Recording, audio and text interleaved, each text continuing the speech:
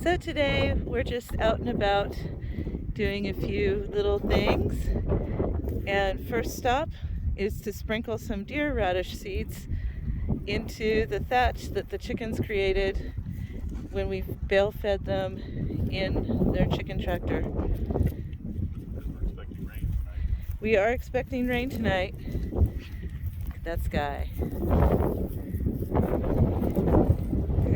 And that blustery weather condition that shall not be named is kicking up. So that always kind of makes us feel lazy. So today, rather than build, we're doing some soil regeneration. I'm going to try before we started thatching too, but the chickens have been on this. Cool. That could definitely use some cover crop, huh? And then I'm going to put some over here. Awesome. So we have like a test bed going on. Ah, my hat just blew off, but my chin strap caught it.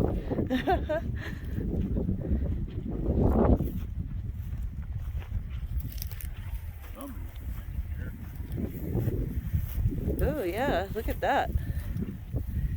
Did brisket do that?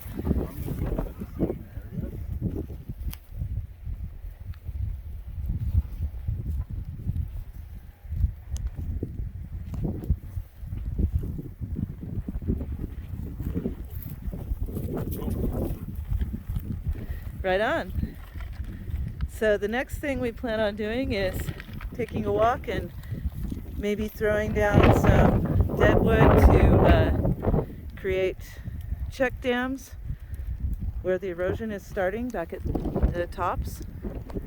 And I don't know what else. Oh, I do want to maybe plant that trail cam back down there. Oh. You want to do that? Yeah, we left it in the trailer though. Okay, I can run and grab it. Okay. We captured a bobcat and a coyote on it last time we used it. We'll try to insert those images. Okay. Try. We'll try. No promises. Be right back.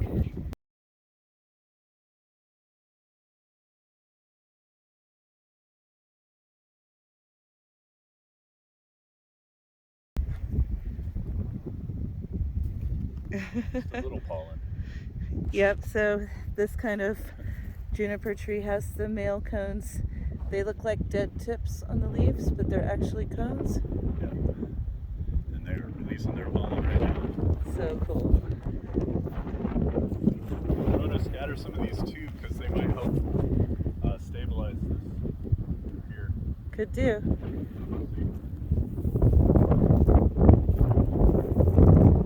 It'll be good if it rains tonight. I hope so. It said 40% chance.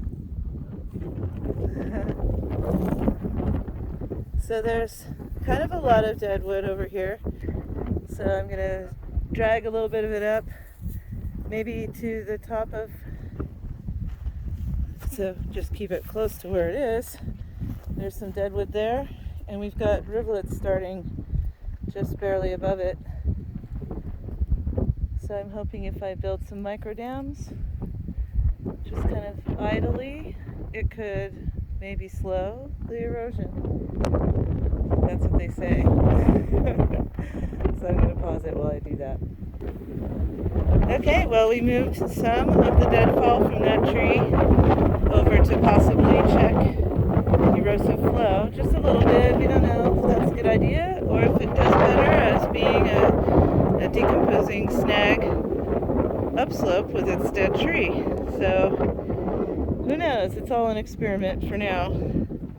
Now we're going to head on down this gully and set the game cam and also possibly play with some rocks down there. Check this out. This is what we're trying to kind of do or encourage. These tree snags have caught a bunch of tumbleweeds. You can see old ones and ones from this year. And behind it, there's a shelf built up of silt. Yes, that's exactly the check dam scenario we hope to encourage.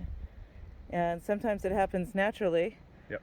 But if we can move snags from the high areas to head cutty types of places or into the ravines, we're hoping hoping to save topsoil. So we're gonna go ahead and move some rocks just, inches from where I last mentioned it, and I'll show you the after. All right, so we just took some rocks and a couple branches from nearby.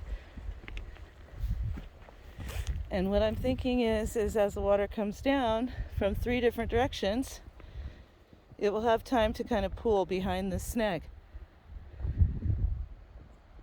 Onward downhill. The more frequently we do this, the better. Yeah. So I'll catch up with you as we go downhill. So here's how the arroyos continue to erode. It comes down here, zigzagging around. And then look at this silt bed. Wow, I want to plant some of the 1 million pumpkins here. But there's no berm to stop it, so the water is coming out this way. And look at that. It's just carving right away. And it's going to destroy this juniper tree.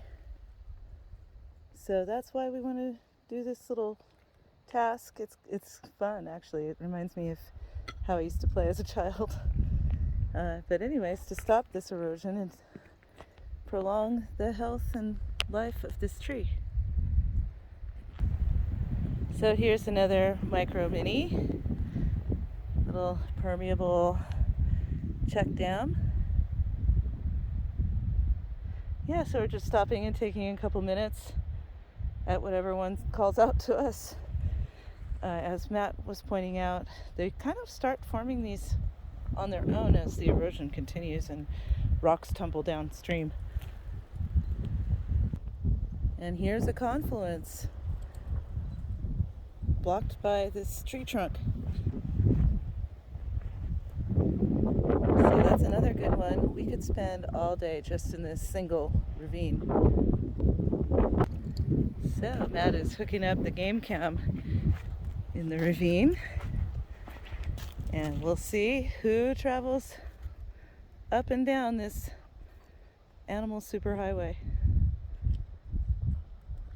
So at first this was just pretty much wide open, and we just kind of assembled the rocks and made, see, 1, 2, 3, 4, 5 little 1 rock check dams. Maybe that'll slow it down. It converges right here. Now this is kind of funny and interesting. I just glanced over here and I saw there's a washboard embedded in this tree. Wonder how old that is. Crazy. Right in the middle of the ravine. Trying to read what the thing on the washboard says. Hauslers or something like that. What's that say? Something across the top too. Mm-hmm. Interesting. So it's super exciting to see spring greenery coming up. Everywhere there's cover, these little perennials are coming up, which in our diggings we've noticed that they have big fat roots under there. Looks like a pack rat's been building a nest under this tree. Yeah. And then the grandma grass is starting to get green underneath. Where did I see that? Yeah, I've seen a few of them. That's got green underneath at the very base. This one does, yeah. I don't know if you can tell. It's subtle, but it exists. There's life. And it's about to bust out. We've also got this type of bunching grass, and it has been markedly greener. And I think the cows are probably going to start wandering onto our land. We've got to get our perimeter fence up. Yep. ASAP. Yep. Which is, whenever we can. Yep, here's another natural check dam with a big pan of silt behind it. So Matt's going to drop some radish seeds in there.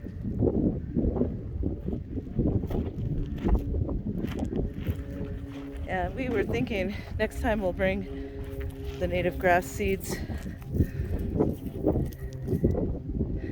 some sorghum seeds, that sort of thing, because I think the grass roots will hold even better than the radish tiller would. And this is a rodent superhighway. It looks like tire tracks, but those are the pitter patter of little pignon mice feet.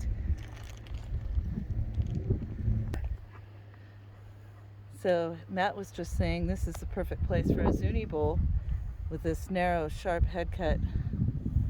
Needs to get armored. Because that's just going to keep following this trench up, dropping everything another foot. Yep, and then it backs away and gets those fractal Y branching. And we get whole entire areas sunken. And you can see the topsoil is about a spade's head deep at this elevation. And we want to save that. Beneath the red topsoil is this caliche. Yeah, just can't clay. really grow anything in that. So we're up here right where the erosion starts happening. And so, in my opinion, it would be wise if we took and put straw bales all along this lacy edge. And that would back up the water from making these cuts. But we have 40 acres to play with. And we have the rest of our lives. That's actually like worn in Yep. between these trees. We have the intersection of rodent superhighways. They network the trees together. And I have an inkling that kind of like mycorrhizal fungi links the plants together, that these rodents are doing something like that.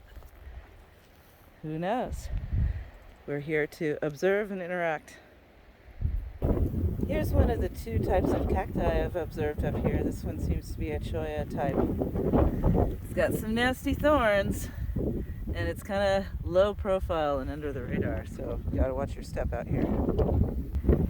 So I think this is a third type of grass we've got in our pasture land here. Thanks, Brisket. But it'll be easier to tell in the springtime. Another sign of spring, the arthropods are waking up. So when we arrived, we saw plenty of ant piles, but zero ant activity. But look at these guys, they're busy. And I've also seen butterflies flying past the window and whatnot. Excellent.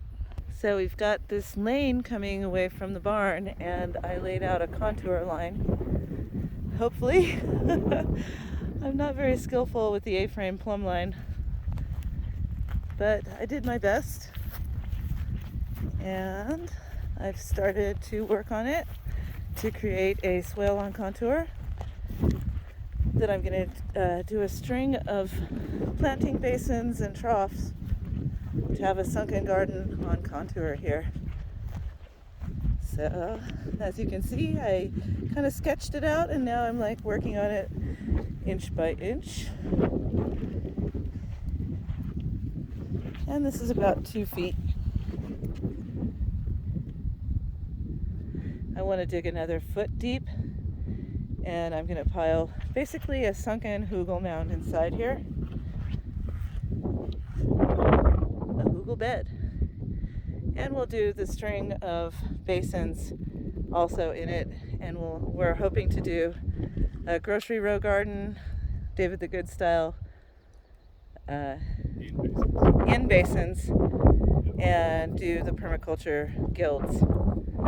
So that's the update for today.